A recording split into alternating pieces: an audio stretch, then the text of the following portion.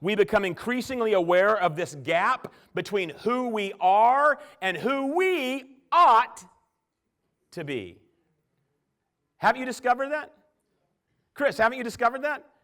That as you begin to know God more and who He is and the promises and everything that we have, everything that we've been given with this transfer into the kingdom of Jesus Christ, and all of this is accessible, that we can breathe all this forgiveness, we can live in peace and joy, that everything, and I believe it, can be found in Him. I realize that I am becoming increasingly aware of this gap between who I still am and who I ought to be. And so we cry out, first and foremost, deliver us from evil.